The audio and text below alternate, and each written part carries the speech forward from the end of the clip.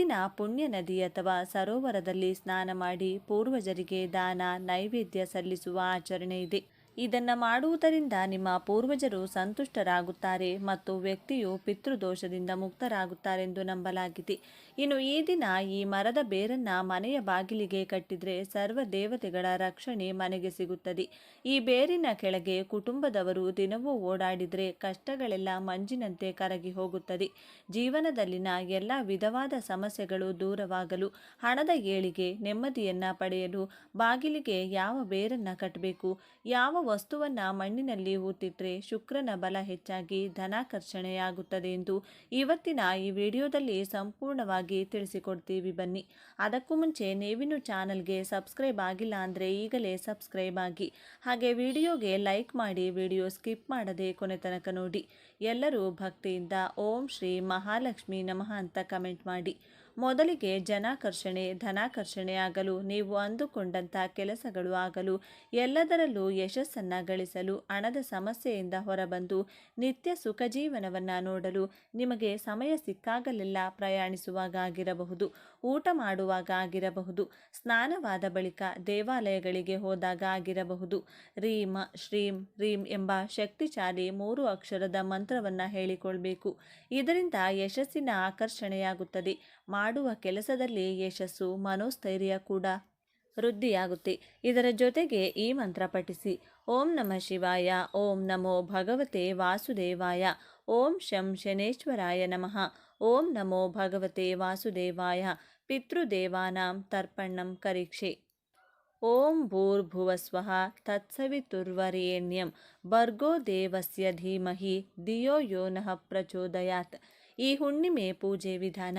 ಈ ದಿನದಂದು ಬ್ರಹ್ಮ ಮುಹೂರ್ತದಲ್ಲಿ ಎದ್ದು ಸ್ನಾನವಾದರೆ ಪವಿತ್ರ ನದಿ ಅಥವಾ ಕೊಳದಲ್ಲಿ ಸ್ನಾನ ಮಾಡಿ. ನಿಮ್ಮ ಪೂರ್ವಜರ ಶಾಂತಿಗಾಗಿ ಮತ್ತು ಪುಣ್ಯವನ್ನು ಪಡೆಯಲು ಉಪವಾಸವನ್ನು ಆಚರಿಸುವ ಪ್ರತಿಜ್ಞೆ ಮಾಡಿ. ನದಿ ದಂಡೆಯಲ್ಲಿ ಅಥವಾ ಮನೆಯಲ್ಲಿ ತಾಮ್ರದ ಪಾತ್ರೆಯಲ್ಲಿ ನೀರು, ಕಪ್ಪು ಎಳ್ಳು, ಕುಶ, ಹುಲ್ಲು, ಹೂವುಗಳು ಮತ್ತು ಅಕ್ಕಿಯನ್ನು ಬೆರೆಸಿ ಪೂರ್ವಜರಿಗೆ ಅರ್ಪಿಸಿ. ತರ್ಪಣವನ್ನು ಅರ್ಪಿಸುವಾಗ ಓಂ ಪಿತೃಭ್ಯ ಸ್ವಧಾ ನಮಃ ಈ ಮಂತ್ರವನ್ನು ಪಠಿಸಿ. ದಕ್ಷಿಣ ದಿಕ್ಕಿನತ್ತ ಮಣ್ಣಿನ ತುಪ್ಪದ ದೀಪವನ್ನು ಹಚ್ಚಿಡಿ.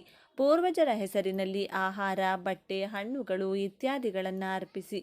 ಉಪವಾಸ ಮತ್ತು ತರ್ಪಣ ಅರ್ಪಿಸಿದ ನಂತರ ಅರ್ಹ ಬ್ರಾಹ್ಮಣ ಅಥವಾ ನಿರ್ಗತಿಕ ವ್ಯಕ್ತಿಗೆ ಊಟ ಹಾಕಿ ಮತ್ತು ಎಳ್ಳು, ಬಟ್ಟೆ, ಆಹಾರ, ದಕ್ಷಿಣೆಯನ್ನು ದಾನ ಮಾಡಿ. ಅರಳಿ ಮರ ಅಥವಾ ಆಲದ ಮರಕ್ಕೆ 108 ಬಾರಿ ಪ್ರದಕ್ಷಿಣೆ ಹಾಕಿ. ಈಗಿನ ಕಾಲದಲ್ಲಿ ಪ್ರತಿಯೊಬ್ಬರಿಗೂ ಇರುವ ಮುಖ್ಯ ಸಮಸ್ಯೆ ಎಂದರೆ ಸಂಪಾದನೆ ಮಾಡಿದ್ದು ಕೈನಲ್ಲಿ ನಿಲ್ಲೋದಿಲ್ಲ. ಋಣಬಾಧೆಗಳಿಂದ, ಸಾಲದ ಸುಲಿ, ಹಣದ ವಿಪರೀತ ಸಮಸ್ಯೆ. ಒಂದು ದಿನವೂ ನೆಮ್ಮದಿಯಾಗಿ ನಿದ್ರಿಸಲು ಸಾಧ್ಯವಾಗುವುದಿಲ್ಲ. ಜೀವನದಲ್ಲಿ ಎಲ್ಲವನ್ನೂ ಕಳೆದುಕೊಂಡು ನೆಮ್ಮದಿಯೇ ಇಲ್ಲದ ಜೀವನವನ್ನು ನಡೆಸುತ್ತಿರುತ್ತಾರೆ. ಎಲ್ಲ ಪರಿಹಾರಗಳನ್ನು ಮಾಡಿ ಇನ್ಮೇಲೆ ಯಾವುದು ಬೇಡ ಭಗವಂತ ಇಟ್ಟ ರೀತಿ ಬದುಕಿಬಿಡೋಣ ಎನ್ನುವಷ್ಟು ನೊಂದಿರುತ್ತಾರೆ. ಅಂಥವರು ಈ ಒಂದು ಬೇರನ್ನು ಸ್ಪರ್ಶಿಸಿದರೆ, ಮನೆಯ ಬಾಗಿಲಿಗೆ ಈ ವಿಧಾನದಲ್ಲಿ ಕಟ್ಟಿದರೆ ಅದ್ಭುತಗಳು ಜೀವನದಲ್ಲಿ ನಡೆಯುವುದಕ್ಕೆ ಶುರುವಾಗುತ್ತೆ. ಇನ್ನು ಹುಣ್ಣಿಮೆ ದಿನ ಮನೆಯ ಬಾಗಿಲಿಗೆ ಈ ಶಕ್ತಿಯುತ ಬೇರನ್ನು ಕಟ್ಟಬೇಕು. ಈ ಬೇರು ಯಾವುದೆಂದರೆ ಆಲದ ಮರದ ಬೇರು.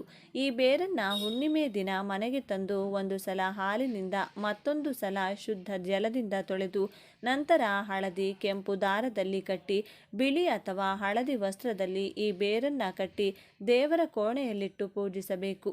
ಮನೆಯ ಎಲ್ಲ ಕಷ್ಟಗಳು ನಿವಾರಣೆಯಾಗಿ ಉತ್ತಮೋತ್ತಮ ಫಲಗಳು ಪ್ರಾಪ್ತಿಯಾಗಲಿ. ಮನೆಯ ಸದಸ್ಯರಿಗೆ ಇರುವಂಥ ಅನಾರೋಗ್ಯದ ಸಮಸ್ಯೆ, ಸಾಲದ ಸಮಸ್ಯೆ, ಅದೃಷ್ಟದ ಕೊರತೆಗಳನ್ನು ದೂರ ಮಾಡಿ ರಕ್ಷಿಸು ಎಂದು ವಿಷ್ಣು ನಾಮಸ್ಮರಣೆ ಮಾಡುತ್ತಾ ಬೇಡಿಕೊಳ್ಳಬೇಕು. ನಂತರ ಈ ಬೇರು ಕಟ್ಟಿದ ಮೂಟೆಯನ್ನು ಮನೆಯ ಹೊರಭಾಗ ಬಾಗಿಲಿನ ಮೇಲ್ಭಾಗದಲ್ಲಿ ನೇತು ಹಾಕಬೇಕು.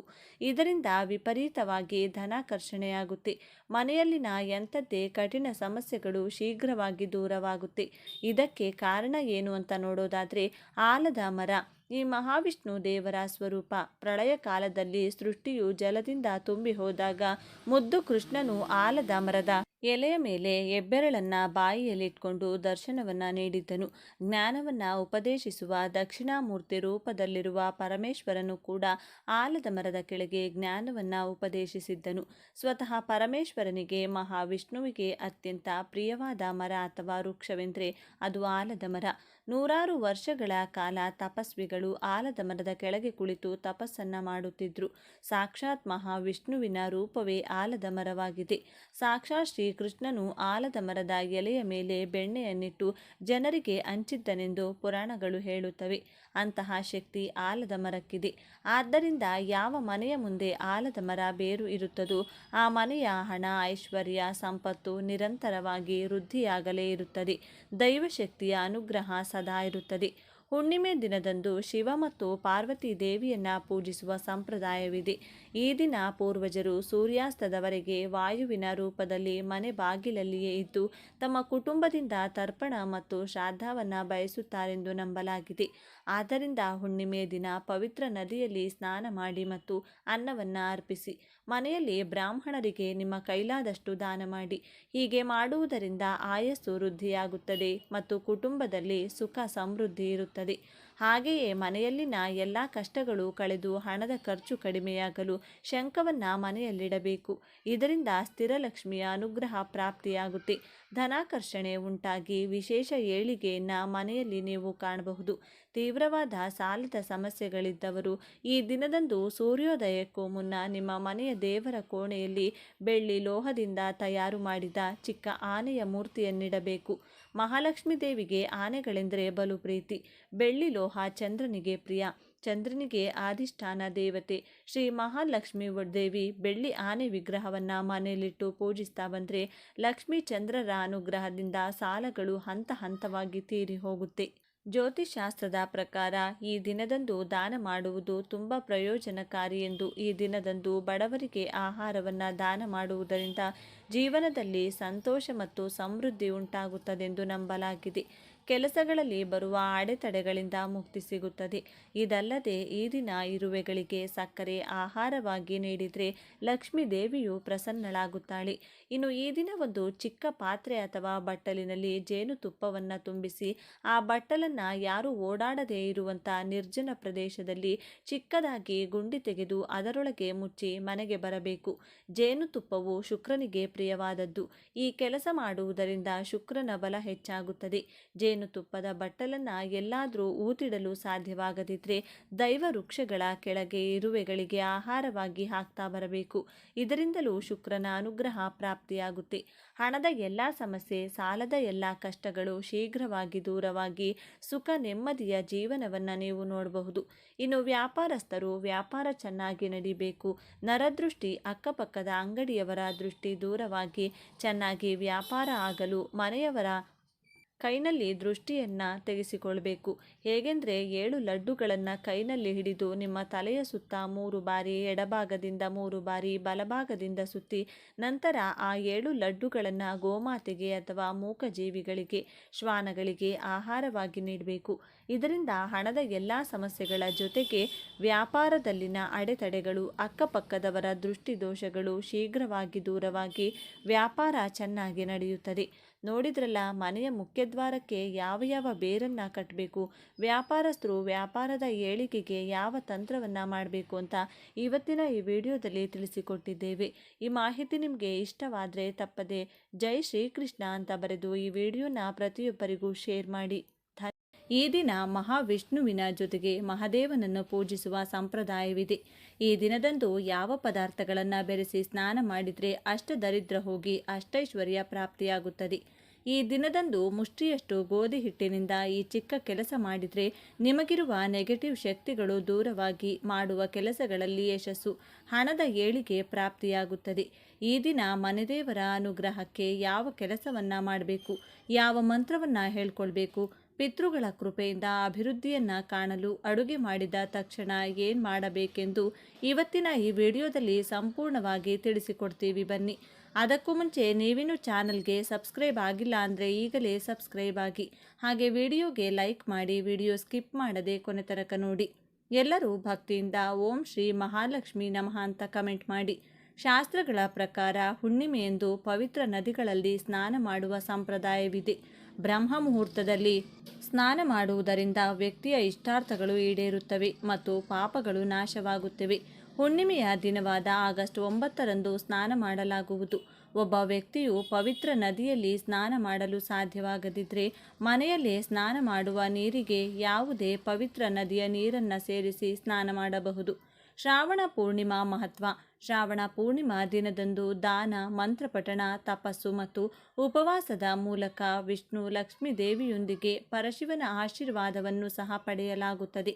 ಈ ದಿನದಂದು ಪವಿತ್ರ ನದಿಗಳಲ್ಲಿ ಸ್ನಾನ ಮಾಡುವುದರಿಂದ ವ್ಯಕ್ತಿಯ ಎಲ್ಲ ಇಷ್ಟಾರ್ಥಗಳು ಈಡೇರುತ್ತವೆ ಎಂದು ನಂಬಲಾಗಿದೆ.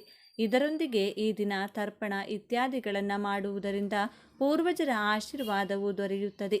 ಈ ದಿನ ಪಿತೃಗಳ ಆತ್ಮಕ್ಕೆ ಮೋಕ್ಷವನ್ನು ನೀಡಲು ತಪ್ಪದೆ ತರ್ಪಣ ಕಾರ್ಯ ಮಾಡಲು ಪ್ರಯತ್ನಿಸಿ.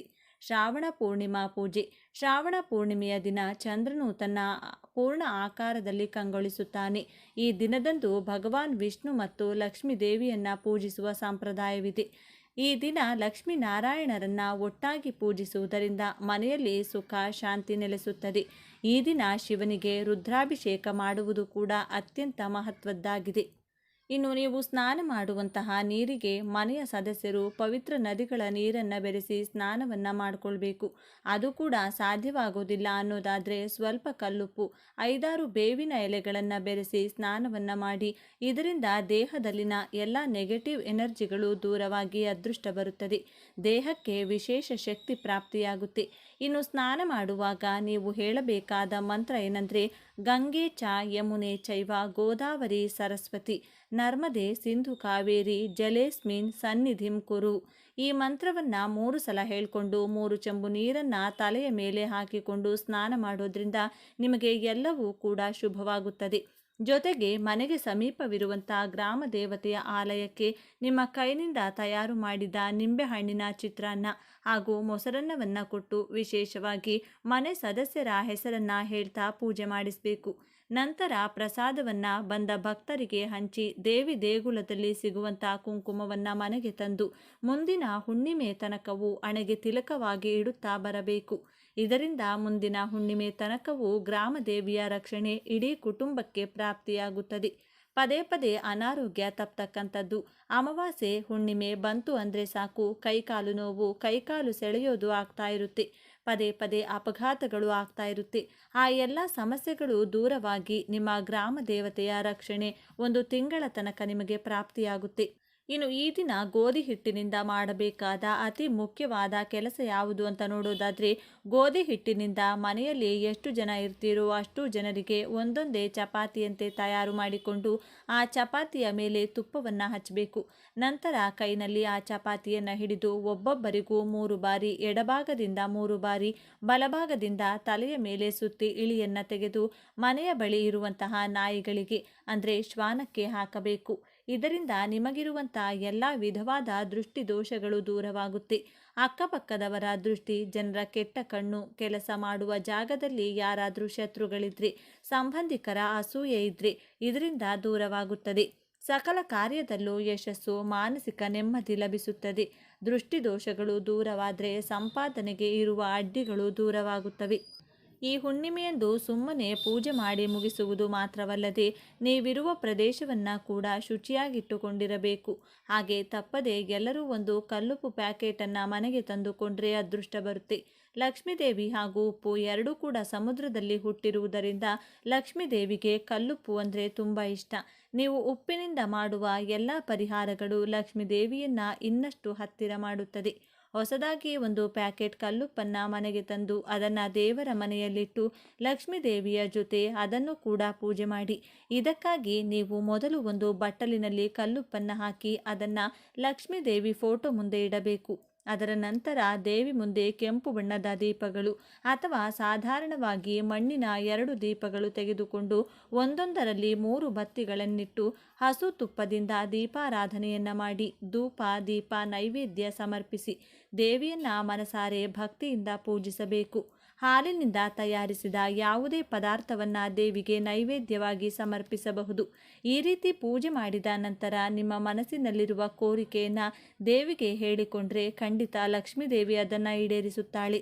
ಇನ್ನು ಈ ದಿನದಂದು ಮನೆಯಲ್ಲಿ ಶಿವಲಿಂಗ ಇದ್ದರೆ ಅಥವಾ ದೇವಾಲಯದಲ್ಲಿ ಶಿವಲಿಂಗಕ್ಕೆ ಕಪ್ಪು ದ್ರಾಕ್ಷಿ ರಸಕ್ಕೆ ಕಪ್ಪು ಮೆಣಸು ಕಾಳುಗಳನ್ನು ಬೆರೆಸಿ ಅಭಿಷೇಕವನ್ನು ಮಾಡಿದರೆ ಅಥವಾ ಮಾಡಿಸಿದರೆ ಶತ್ರುಗಳೆಲ್ಲ ನಶಿಸಿ ಹೋಗ್ತಾರೆ.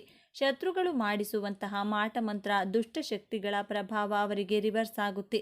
ಆ ವ್ಯಕ್ತಿಯಿಂದ ನಿಮಗಾಗುವ ತೊಂದರೆಗಳು ತಕ್ಷಣವೇ ನಿಂತು ಹೋಗುತ್ತೆ. ಈ ಎಲ್ಲ ಪರಿಹಾರಗಳನ್ನು ನೀವು ಪಾಲಿಸಬೇಕು.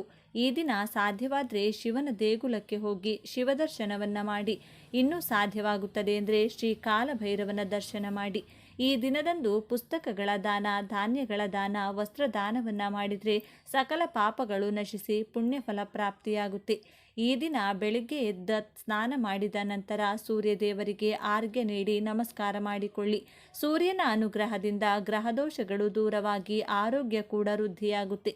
ಇನ್ನು ಕೊನೆಯದಾಗಿ ಈ ಒಂದು ವಿಶೇಷ ಮಂತ್ರವನ್ನು ದಿನ 21 ಬಾರಿ ಹೇಳಿಕೊಂಡು ಶತ್ರುಗಳ ಹೆಸರನ್ನು ಹೇಳಿದರೆ ಶತ್ರುಗಳಿಂದ ಆಗುವಂಥ ಎಲ್ಲ ಸಮಸ್ಯೆಗಳು ಶೀಘ್ರವಾಗಿ ದೂರವಾಗುತ್ತೆ. ಕೆಟ್ಟ ದೃಷ್ಟಿ, ಮಾಟಮಂತ್ರದ ಸಮಸ್ಯೆಗಳು ಕಳೆದು ಶತ್ರುಗಳು ಕೂಡ ನಿಮ್ಮ ಮಾತನ್ನು ಕೇಳುವುದಕ್ಕೆ ಶುರು ಮಾಡ್ತಾರೆ. ಶತ್ರುಗಳು ಮಿತ್ರರಾಗ್ತಾ ಬದಲಾಗ್ತಾರೆ. ಈ ಒಂದು ಮಂತ್ರ ಈ ವಿಧವಾಗಿದೆ. ಮೊದಲು ಈ ಮಂತ್ರವನ್ನು ಒಂದು ಪುಸ್ತಕದಲ್ಲಿ ಬರೆದಿಟ್ಟುಕೊಳ್ಳಿ.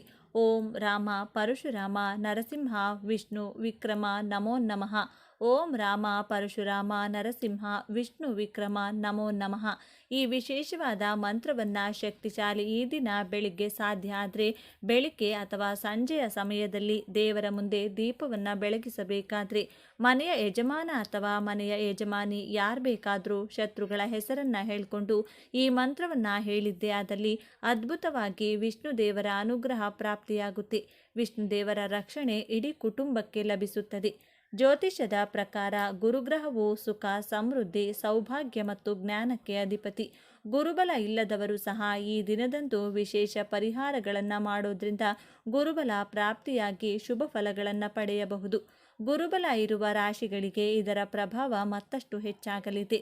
ಮಂತ್ರಾಲಯದ ರಾಘವೇಂದ್ರ ಸ್ವಾಮಿಗಳ ಮಠ ಲಕ್ಷಾಂತರ ಭಕ್ತರ ಆರಾಧ್ಯ ದೈವ ಶ್ರೀ ರಾಘವೇಂದ್ರ ಸ್ವಾಮಿಗಳವರ ಮೂಲ ಬೃಂದಾವನವಿರುವ ಈ ಸ್ಥಳವು ಗುರುಕೃಪೆಗೆ ಅತ್ಯಂತ ಪ್ರಶಸ್ತವಾದ ಜಾಗ. ಇಲ್ಲಿ ತೀರ್ಥಸ್ನಾನ ಮಾಡಿ ದರ್ಶನ ಪಡೆದು ಪ್ರಸಾದ ಭೋಜನ ಮಾಡಿದರೆ ಗುರುಗಳ ವಿಶೇಷ ಆಶೀರ್ವಾದ ಲಭಿಸುತ್ತದೆ. ಶಿರಡಿ ಸಾಯಿಬಾಬಾ ದೇಗುಲ. ಶಿರಡಿ ಸಾಯಿಬಾಬಾ ಅವರು ಸಕಲ ಧರ್ಮೀಯರಿಗೂ ಗುರು ಸ್ವರೂಪರಾಗಿದ್ದಾರೆ. ಇಲ್ಲಿಗೆ ಭೇಟಿ ನೀಡಿ ಅವರ ದರ್ಶನ ಪಡೆದರೆ ಆಧ್ಯಾತ್ಮಿಕ ಶಾಂತಿ ಮತ್ತು ನೆಮ್ಮದಿ ದೊರೆಯುತ್ತದೆ. ಕಡಲೆಕಾಳು ಸಮರ್ಪಣೆ. ಒಂದು ಅರಿಶಿನ ಬಣ್ಣದ ವಸ್ತ್ರದಲ್ಲಿ 1 kgಯಷ್ಟು ಕಡಲೆಕಾಳುಗಳನ್ನು ಗಂಟು ಕಟ್ಟಿ ಅದನ್ನು ದೇಗುಲದಲ್ಲಿ ಅರ್ಪಿಸಿ. ಕಡಲೆಕಾಳು ಗುರುಗ್ರಹಕ್ಕೆ ಸಂಬಂಧಿಸಿದ್ದು. ಇದನ್ನು ಸಮರ್ಪಿಸುವುದರಿಂದ ಗುರುಗ್ರಹದ ಅನುಗ್ರಹ ಲಭಿಸುತ್ತದೆ. ಈ ಮಾಹಿತಿ ನಿಮಗೆ ಇಷ್ಟವಾದರೆ ತಪ್ಪದೇ ಈ ವಿಡಿಯೋವನ್ನು ಈಗಲೇ ಲೈಕ್ ಮಾಡಿ. ಪ್ರತಿಯೊಬ್ಬರಿಗೂ ಈ ವಿಡಿಯೋನ ಶೇರ್ ಮಾಡಿ. ಧನ್ಯವಾದ ಸ್ನೇಹಿತರೆ. ಎಲ್ಲರೂ ಭಕ್ತಿಯಿಂದ ಓಂ ಶ್ರೀ ಮಹಾಲಕ್ಷ್ಮಿ ನಮಃ ಅಂತ ಕಮೆಂಟ್ ಮಾಡಿ. 2026 ಮೇ 31ರಂದು ಅಧಿಕ ಮಾಸ ಕಾರ ಹುಣ್ಣಿಮೆ ಬಂದಿದೆ. ಹಾಗಾಗಿ ತುಂಬ ವಿಶೇಷವಾದದ್ದು ಈ ದಿನ. 11 ವೀಳ್ಯದೆಲೆಯಿಂದ ಹೀಗೆ ಮಾಡಿದರೆ ಮಹಾ ಐಶ್ವರ್ಯವಂತರಾಗ್ತೀರಾ. ಗುರುಬಲದಿಂದ ಮುಟ್ಟಿದ್ದೆಲ್ಲ ಬಂಗಾರವಾಗುವ ಸಮಯ ಏರ್ಪಡುತ್ತದೆ. ಈ ದಿನ ಯಾವ ಬೇರನ್ನ ಕೊರಳಿಗೆ ತಾಯಿತದಲ್ಲಿ ಧರಿಸಿದರೆ ವರ್ಷ ಪೂರ್ತಿ ಧನಾಕರ್ಷಣೆ ಜನಾಕರ್ಷಣೆ ಆಗುತ್ತದೆ ಎಂದು ಇವತ್ತಿನ ಈ ವಿಡಿಯೋದಲ್ಲಿ ಸಂಪೂರ್ಣವಾಗಿ ತಿಳಿಸಿಕೊಡ್ತೀವಿ. ಬನ್ನಿ. ತುಂಬ ಶ್ರೇಷ್ಠವಾದದ್ದು ಈ ದಿನ ಮಾಡುವಂಥ ಶುಭ ಕಾರ್ಯಗಳಿಗೆ, ಹೊಸ ವ್ಯಾಪಾರಕ್ಕೆ, ಹೊಸ ಕೆಲಸಗಳಿಗೆ, ಹೊಸ ಒಪ್ಪಂದಗಳಿಗೆ ಯಾವುದೇ ಮುಹೂರ್ತ ನೋಡುವ ಅಗತ್ಯವಿಲ್ಲ. ಅಷ್ಟರ ಮಟ್ಟಿಗೆ ಈ ದಿನ ಶಕ್ತಿ ಇದೆ. ಅಂದರೆ ಈ ದಿನ ನೀವು ಏನನ್ನ ಮಾಡ್ತೀರೋ ಅದು ನಿರಂತರವಾಗಿ ನಡೆಯುತ್ತದೆ. ಉತ್ತಮ ಕೆಲಸಗಳನ್ನು ಮಾಡಿದರೆ ಜೀವನ ಪೂರ್ತಿ ಉತ್ತಮವಾದ ಕೆಲಸಗಳನ್ನೇ ಮಾಡುತ್ತೀರಿ. ಸಾಸಿವೆಯಷ್ಟು ಬಂಗಾರ ಖರೀದಿಸಿದರೆ ಮತ್ತೆ ಮತ್ತೆ ಬಂಗಾರ ಖರೀದಿಸುವಂಥ ಶಕ್ತಿ ನಿಮಗೆ ಬರುತ್ತದೆ. ಬಂಗಾರದ ಜೊತೆಗೆ ಬೆಳ್ಳಿ ಖರೀದಿ ಮಾಡಿದರೂ ತುಂಬ ಒಳ್ಳೆಯದು. ಭೂಮಿ ಖರೀದಿ, ಮನೆ ಖರೀದಿ, ಶಂಕುಸ್ಥಾಪನೆ ಮತ್ತು ಆಸ್ತಿ, ಮನೆ ವಿಚಾರವಾಗಿ ಒಪ್ಪಂದಗಳಿಗೆ ಸಹಿ ಹಾಕುವುದು, ಗುರುಗಳ ಆಶೀರ್ವಾದ ಪಡೆಯುವುದು, ಗುರುಗಳ ಸೇವೆ ಮಾಡುವುದು, ಸಾಲಗಳನ್ನು ತೀರಿಸಲು ಪ್ರಯತ್ನ ಮಾಡುವುದು, ಹಣವನ್ನು ಕೂಡಿಡಲು ಆರಂಭಿಸುವುದು, ಹೊಸ ವ್ಯಾಪಾರ ವ್ಯವಹಾರ ಆರಂಭಿಸುವುದು. ಜೀವನದಲ್ಲಿ ಗುರುಗಳೇ ಇಲ್ಲ ಎಂದರೆ ಹೊಸದಾಗಿ ಯಾರನ್ನಾದರೂ ಗುರುವಾಗಿ ಸ್ವೀಕರಿಸುವುದು. ಹೀಗೆ ನಾನಾ ಕೆಲಸಗಳಿಗೆ ಈ ದಿನ ಸಹಕಾರ ನೀಡುತ್ತದೆ. ಅತ್ಯಂತ ಪುಣ್ಯಪ್ರದವಾದ ದಿನವೆಂದೇ ಹೇಳ್ಬೋದು. ದಿನ ತಪ್ಪದೆ ಮನೆಗೆ ಬಾಳೆಗಿಡದ ಬೇರನ್ನು ತರಬೇಕು. ಬಾಳೆಗಿಡಕ್ಕೆ ನೀರನ್ನು ಅರ್ಪಿಸಿ ಸಕ್ಕರೆ ಅಥವಾ ಬೆಲ್ಲವನ್ನು ನೈವೇದ್ಯವಾಗಿಟ್ಟು ಚಿಕ್ಕ ಬೇರಿನ ತುಂಡನ್ನು ಮನೆಗೆ ತರಬೇಕು. ಮನೆಗೆ ತಂದಂಥ ಬೇರನ್ನು ಅರಿಶಿನದ ನೀರಿನಿಂದ ತೊಳೆದು ಒಂದು ತಾಯ್ತದಲ್ಲಿ ಸೇರಿಸಿ ಕೊರಳಿಗೆ ಅರಿಶಿನದ ದಾರದ ಸಹಾಯದಿಂದ ಧರಿಸಿಕೊಳ್ಳಬೇಕು. ಈ ಬೇರಿನ ತಾಯ್ತವನ್ನು ಯಾರು ಈ ದಿನ ದೇಹಕ್ಕೆ ಧರಿಸಿಕೊಳ್ತಾರೋ ಅವರಿಗೆ ಪಿತೃದೋಷಗಳು ಕಡಿಮೆಯಾಗ್ತಾ ಬರುತ್ತದೆ. ಗುರುಬಲ ಹೆಚ್ಚಾಗುತ್ತಾ ಸರ್ವ ಕಾರ್ಯದಲ್ಲೂ ಯಶಸ್ಸು ಸಿಗುತ್ತದೆ. ಭಾಗ್ಯದ ಬಾಗಿಲು ತೆರೆಯುತ್ತದೆ. ದಾನಗಳನ್ನು ಮಾಡುವಷ್ಟು ಸಂಪತ್ತು ಹೆಚ್ಚುತ್ತದೆ. ಐಶ್ವರ್ಯದ ಜೊತೆಗೆ ಅದೃಷ್ಟ ಕೂಡಿ ಬರುತ್ತದೆ. ಮುಂದಿನ ವರ್ಷ ಬರುವ ತನಕ ಕೊರಳಿನಲ್ಲಿ ಈ ತಾಯಿತ ಇರಬೇಕು. ಮತ್ತೆ ತಾಯಿತವನ್ನು ಬದಲಿಸಿ ಹೊಸ ತಾಯಿತವನ್ನು ಆ ದಿನ ಸಿದ್ಧಿ ಮಾಡಿಕೊಳ್ಳಬೇಕು. ಬಾಳೆಗಿಡದ ಬೇರನ್ನು ತಾಯಿತಕ್ಕೆ ತುಂಬುವಾಗ ಓಂ ನಮೋ ನಾರಾಯಣ ಎಂದು 108 ಬಾರಿ ಹೇಳಿಕೊಳ್ಳಿ. ಇದರಿಂದ ಮತ್ತಷ್ಟು ಶಕ್ತಿ ತಾಯಿತಕ್ಕೆ ಸಿಗುತ್ತದೆ. ನಿಮ್ಮ ಇಷ್ಟ ದೇವರ ಹೆಸರನ್ನು ಈ ಸಮಯದಲ್ಲಿ ಸ್ಮರಿಸಿಕೊಳ್ಳಿ. ಈ ದಿನ ಬಾಳೆಗಿಡದ ಬೇರು ತರಲು ಸಾಧ್ಯವಿಲ್ಲವೆಂದರೆ ಒಂದು ದಿನ ಮುಂಚೆಯೇ ಬೇರನ್ನು ತಂದು ಮನೆಯಲ್ಲಿಟ್ಟುಕೊಳ್ಳಿ. ಮಕ್ಕಳು ಈ ಬೇರನ್ನು ಕೊರಳಿಗೆ ತಾಯಿತದ ಮೂಲಕ ಧರಿಸಿದರೆ ನೆನಪಿನ ಶಕ್ತಿ ಹೆಚ್ಚುತ್ತದೆ. ಪಿತೃಗಳ ಅನುಗ್ರಹ ಸಿಗುತ್ತದೆ. ದೊಡ್ಡವರು ಧರಿಸಿದರೆ ಹಣದ ಆಕರ್ಷಣೆ ಚೆನ್ನಾಗಿ ಆಗುತ್ತದೆ. ಕೈನಲ್ಲಿ ದುಡ್ಡು ನಿರಂತರವಾಗಿ ಓಡಾಡುತ್ತದೆ. ನಿಂತ ವ್ಯವಹಾರಗಳಲ್ಲಿ ಪ್ರಗತಿ, ಧನಲಾಭ, ಮಾನಸಿಕ ನೆಮ್ಮದಿ ಸಿಗುತ್ತದೆ. ದೇವರು ಗುರುಗ್ರಹ ಅಂದರೆ ಬೃಹಸ್ಪತಿ. ಆದ್ದರಿಂದ ಹಣ್ಣು ಹಂಪಲು ದಕ್ಷಿಣೆಯನ್ನು ಈ ದಿನ ಗುರುಗಳಿಗೆ ನೀಡಿ ಅವರ ಆಶೀರ್ವಾದವನ್ನು ತಪ್ಪದೇ ಪಡೆಯಿರಿ.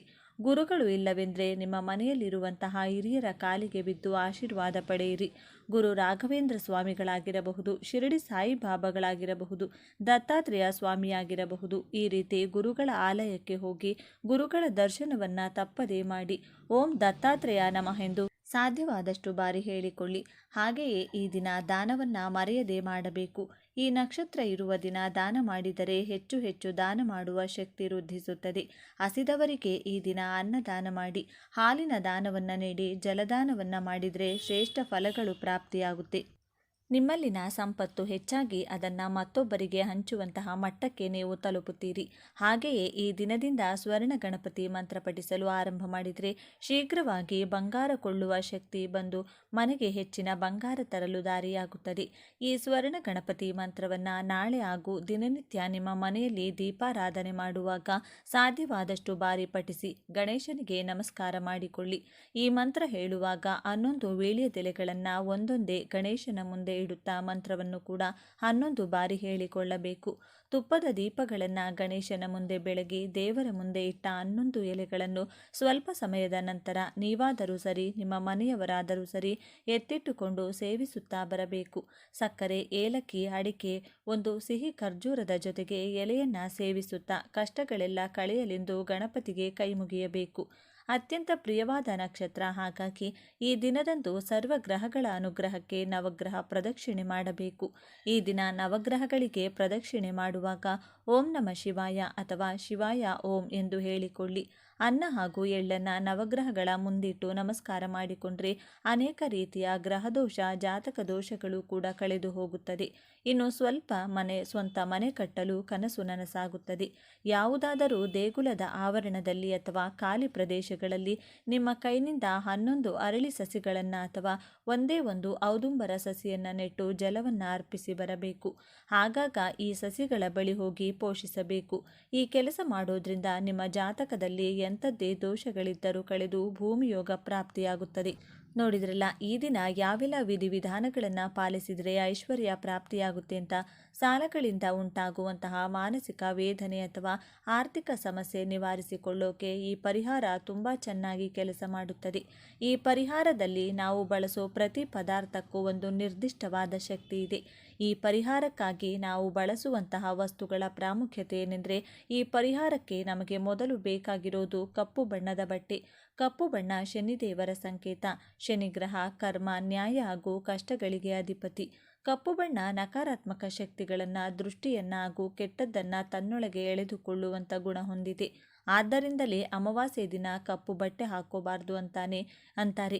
ಇನ್ನು ಈ ಪರಿಹಾರಕ್ಕೆ ನಮಗೆ ಬೇಕಾದಂಥ 2ನೇ ಪದಾರ್ಥ ಲವಂಗ. ಇದಕ್ಕೆ ನಮಗೆ 5 ಲವಂಗಗಳು ಬೇಕು. ಲವಂಗಗಳು ನಕಾರಾತ್ಮಕ ಶಕ್ತಿಗಳನ್ನು ನಾಶಪಡಿಸುವ ಶಕ್ತಿ ಹೊಂದಿವೆ. ಇದು ಕಾರ್ಯಸಿದ್ಧಿಗೆ ಹಾಗೂ ನಮ್ಮೊಳಗೆ ಸಕಾರಾತ್ಮಕ ಶಕ್ತಿಯನ್ನು ಹೆಚ್ಚಿಸಲು ಉಪಯೋಗವಾಗುತ್ತೆ. ಪಂಚಭೂತಗಳಿಗೆ ಸಂಕೇತವಾಗಿ ಈ ಪರಿಹಾರದಲ್ಲಿ ನಾವು 5 ಲವಂಗಗಳನ್ನು ಬಳಸುತ್ತೀವಿ. ಇನ್ನು 3ನೇ ಪದಾರ್ಥ 5 ಕರಿಮೆಣಸು. ಮೆಣಸು ದೃಷ್ಟಿಯನ್ನು, ಶತ್ರುಗಳ ಕೆಟ್ಟ ಆಲೋಚನೆಗಳನ್ನು ನಾಶಪಡಿಸುವ ಶಕ್ತಿ ಹೊಂದಿದೆ. ಇದು ನಮ್ಮ ಸುತ್ತಲೂ ಒಂದು ರಕ್ಷಣಾ ಕವಚದಂತೆ ಕೆಲಸ ಮಾಡುತ್ತದೆ. ಇನ್ನು ಈ ಪರಿಹಾರದಲ್ಲಿ ನಾವು ಬಳಸುವಂತಹ ಕೊನೆಯ ಪದಾರ್ಥ ಕಪ್ಪು ಎಳ್ಳು. ಇದು ಶನಿದೇವರಿಗೆ, ಪಿತೃದೇವತೆಗಳಿಗೆ ಅತಿ ಪ್ರಿಯವಾದದ್ದು. ಕಪ್ಪು ಎಳ್ಳು ನಮ್ಮ ಕರ್ಮಫಲವನ್ನು, ಪಿತೃದೋಷಗಳನ್ನು, ದೀರ್ಘಕಾಲದ ಸಮಸ್ಯೆಗಳನ್ನು ನಿವಾರಿಸಲು ಸಹಾಯ ಮಾಡುತ್ತೆ. ಸಾಲಬಾಧೆ ಕೂಡ ಒಂದು ರೀತಿಯಾದ ಕರ್ಮಫಲವೇ. ಸೂರ್ಯ ಮುಳುಗಿದ ಮೇಲೆ ಈ ಪರಿಹಾರ ಮಾಡಬೇಕು. ಇದಕ್ಕಾಗಿ ನೀವು ಮೊದಲು ಕೈಕಾಲು ತೊಳೆದುಕೊಂಡು ಒಂದು ಪ್ರಶಾಂತವಾದ ಹಾಗೂ ಯಾರೂ ಇಲ್ಲದೇ ಇರುವಂಥ ಜಾಗದಲ್ಲಿ ಕುಳಿತುಕೊಂಡು ನಿಮ್ಮ ಮುಂದೆ ಒಂದು ಕಪ್ಪು ಬಟ್ಟೆಯನ್ನು ಹರಡಿ ಮೊದಲು ಅದರಲ್ಲಿ ಒಂದು ಹಿಡಿ ಕಪ್ಪು ಎಳ್ಳು ಹಾಕಿ ಅದರ ಮೇಲೆ 5 ಚೆನ್ನಾಗಿ ಹೂವಿರುವಂಥ ಲವಂಗಗಳಿಟ್ಟು ಅದರ ಮೇಲೆ 5 ಚೆನ್ನಾಗಿರುವಂಥ ಕಾಳು ಮೆಣಸು ಹಾಕಿ 1 ನಿಮಿಷ ಕಣ್ಣು ಮುಚ್ಚಿಕೊಂಡು ನಿಮ್ಮ ಇಷ್ಟ ದೇವರು, ಕುಲದೇವರು ಹಾಗೂ ಪಿತೃದೇವತೆಗಳನ್ನು ಮನಸ್ಫೂರ್ತಿಯಾಗಿ ಪ್ರಾರ್ಥಿಸಿ ನಿಮ್ಮ ಸಮಸ್ಯೆಗಳನ್ನು ಸ್ಪಷ್ಟವಾಗಿ ಹೇಳಿಕೊಳ್ಳಬೇಕು. ಅಂದರೆ ಆರ್ಥಿಕ ಸಮಸ್ಯೆ ಆಗಿರಬಹುದು, ಅನಾರೋಗ್ಯ ಸಮಸ್ಯೆ ಆಗಿರಬಹುದು, ದೃಷ್ಟಿದೋಷ, ಹೀಗೆ ಯಾವ ಸಮಸ್ಯೆ ಇದ್ರೂ ಆ ಸಮಸ್ಯೆಯನ್ನು ಹೇಳಿಕೊಂಡು ದೇವರೇ, ನನ್ನ ಮಾನಸಿಕ ಭಾರ ಹಾಗೂ ನನ್ನ ಎಲ್ಲ ಸಮಸ್ಯೆಗಳನ್ನು ಈ ಪದಾರ್ಥಗಳಲ್ಲಿ ಆವಾಹನೆ ಮಾಡ್ತಾ ಇದ್ದೀನಿ.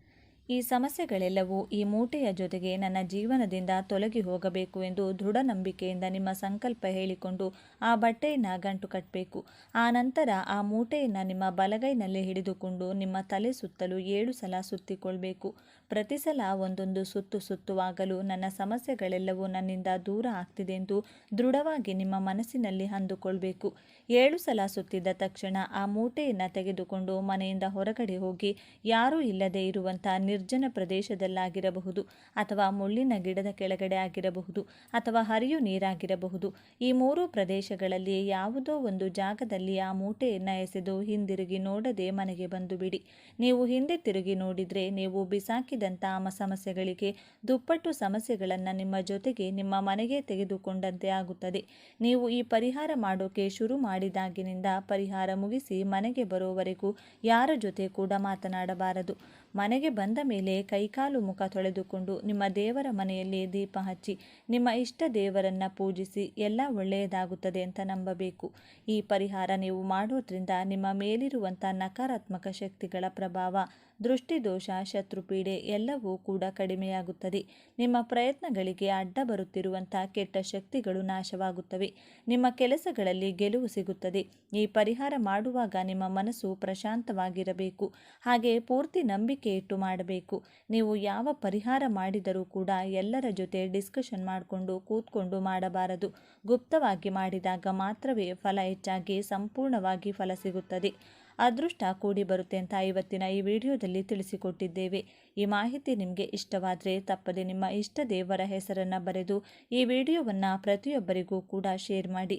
ಮುಂದಿನ ಬಾರಿ ಮತ್ತೊಂದು ವಿಶೇಷ ದೈವ ಮಾಹಿತಿಯೊಂದಿಗೆ ಭೇಟಿಯಾಗೋಣ. ಧನ್ಯವಾದಗಳು ಸ್ನೇಹಿತರೆ.